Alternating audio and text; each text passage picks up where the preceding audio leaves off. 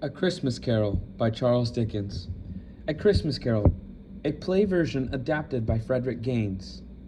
Cast of characters: Fred, Scrooge's nephew; Ebenezer Scrooge; Bob Cratchit, Scrooge's clerk; Gentleman Visitor; Warder, Sparsit, Scrooge's servant; Cook, Charwoman, Jacob Marley; First Spirit, the spirit of Christmas past; Benjamin, Jack Walton, young Scrooge; Fan, Scrooge's sister; Fezziwig, young Ebenezer; Dick Wilkins, sweetheart of young Ebenezer; Second Spirit, the spirit of Christmas present; Mrs. Cratchit, Tiny Tim; Peter Cratchit, boy, girl, coach.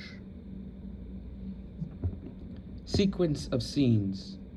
Scene 1, Scrooge in his shop. Scene 2, Scrooge goes home.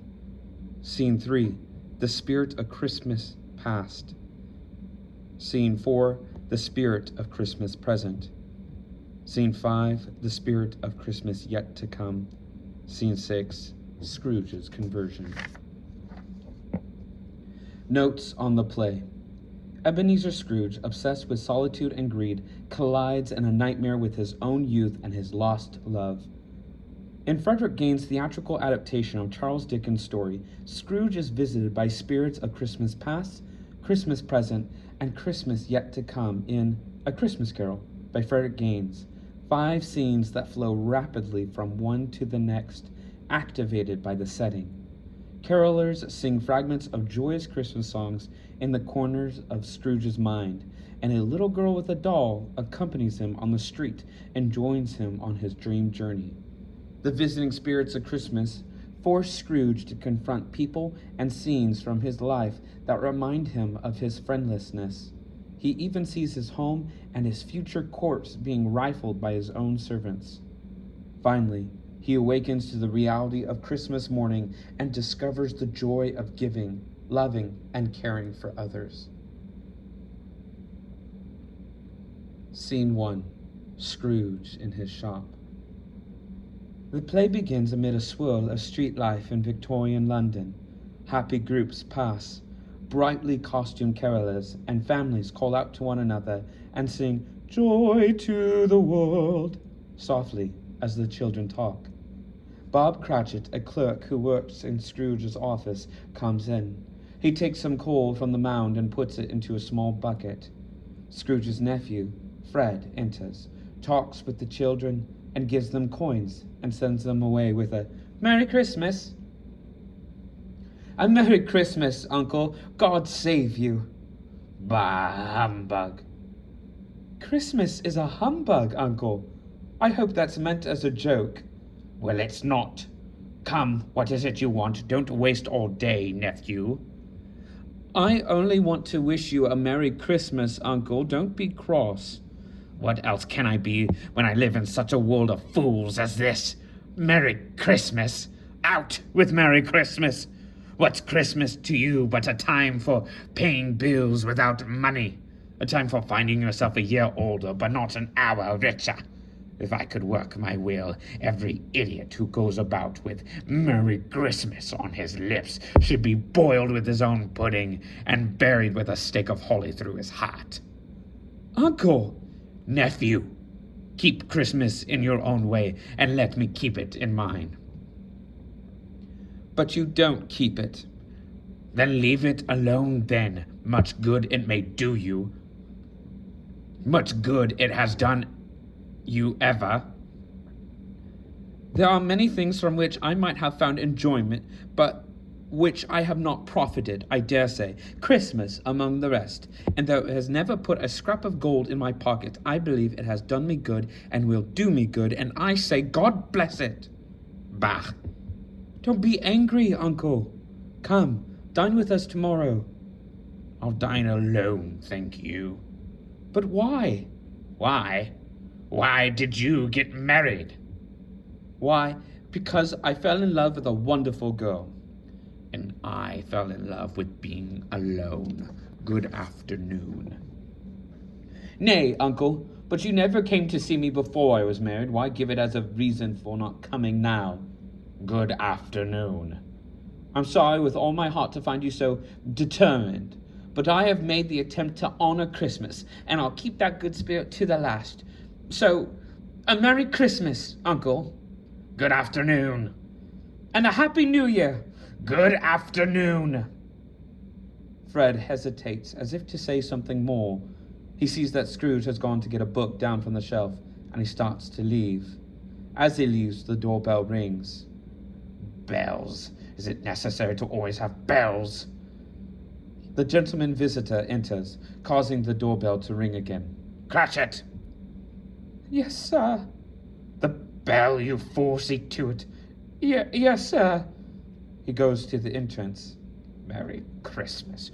Wolves howling and a Merry Christmas. It's for you, sir. Of course it's for me. You're not receiving callers, are you? Show them in. Right this way, sir. The gentleman visitor approaches Scrooge. Yes. Yes. Scrooge and Marley's, I believe. I have the pleasure of addressing Mr. Scrooge or Mr. Marley. Marley's dead. 7 years tonight. What is it you want?